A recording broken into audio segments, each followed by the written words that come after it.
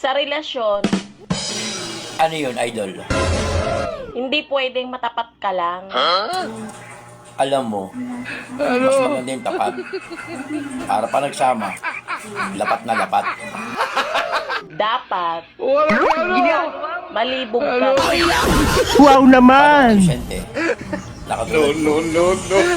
Sa walang hilig, hindi pa marunong magtama.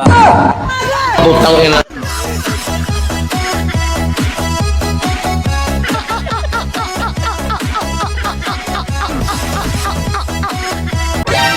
Di bali ng mataba. Ayos lang. Masarap nga yung mataba eh. Wow naman! Mahalaga. May matambok. Putang ina.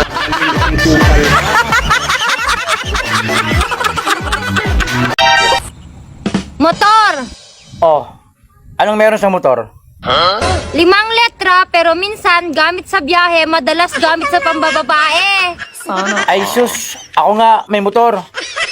Maganda lalaki. Ira ulo. Pero, ayaw sa akin ng mga babae. Putang ina.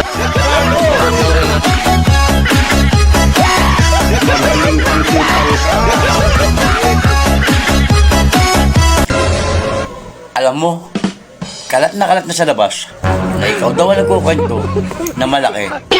Ay kumpare, Oo, Han, nagulat nga ako eh. Tsaka, hindi nangangalahati yung sayo. yan ang nga sinasabi ko eh. Bakit? Ipinakita ba sa'yo? Ikaw lang din ba sa akin? Kailanman, hindi ako tumitingin sa mga ganyan. Kung hindi, bakit mo pinagkalat? At bakit? Alam na alam mo. Alam mo, meron talagang taong nagpapakita ng ganyan. Pero tumalikod ako. Kasi nababastusan ako sa ganun. Hindi mo nakita. Hindi. Kasi hindi ko naman talaga kayang tingnan ang mga ganyan. Pero, paano mo naikwento sa iba kung hindi mo alam?